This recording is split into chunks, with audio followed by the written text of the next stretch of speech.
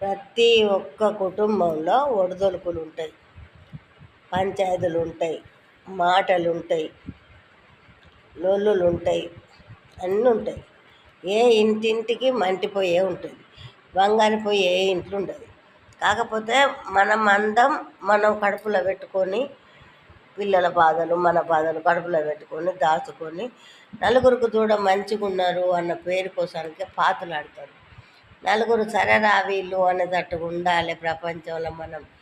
మన గురించి లంగ దొంగ అని మాట్లాడుకోవద్దు, మన కుటుంబం మంచిగా ఉన్నది అని అనుకోవాలి. పిల్లలను మంచిగా చేసినందుకే నా పిల్లలు మంచిగా అయినరు, అలా కుటుంబం సరేరా ఏ బాధ లేకుంటున్నది, మంచిగా కలిసి ఉన్నారు, ఇన్నేళ్ళైనా కలిసి ఉన్నారు, లోలులు పంచాయతీలు ఏం లేవు అని అనుకుంటారు. ఉంటాయి లోపల ఎన్నో ఉంటాయి, కానీ బయటికి రావు. బయటకు వస్తే ఏం విలువ ఉంటుంది కదా అని విలువ కాపాడుకోవడానికి